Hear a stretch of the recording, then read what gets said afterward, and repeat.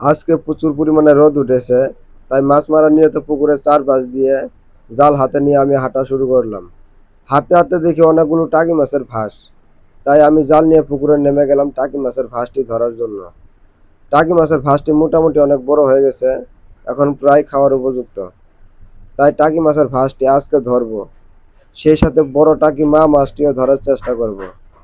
দেখুন মাছগুলো এক একবারে এক এক জায়গায় যাচ্ছে, তাই ধরা খুব কঠিন। এই মাছগুলো তো পুরাই আমাকে ধোঁকা দিচ্ছে। অনেক রোদের কারণে পানিতে দাঁড়িয়ে থাকা যাচ্ছে না। পানিটা আজকে অনেক গরম, তাই যতদূর সম্ভব আমাকে তাড়াতাড়ি পানি থেকে উঠতে হবে। বেশিক্ষণ পানিতে থাকলে আবার হয়তো জ্বর আসতে পারে। তো যাই হোক, এটাকে তো আজকে ধরেই ছাড়বো, সাথে তার মাকেও ধরবো। দীর্ঘ সময় ধরে মাছগুলোর পিছনে ছুটছি, কিন্তু সবগুলো মাছ একসাথে উঠছে না, যার কারণে আমাকে এই গরম পানিতে দাপিয়ে বেড়াতে হচ্ছে মাছগুলোর পিছনে পিছনে। তো আর যাই হোক, এই পানিতে আর বেশিক্ষণ থাকবো না আমি। আজকে যা পেয়েছি তা দিয়ে একটা রান্না চলার মতো হয়েছে। আপনাদের দাওয়াত রইল নতুন পানি নতুন মাছ দিয়ে। এখন এই মাছগুলো পরিষ্কার করতে হবে।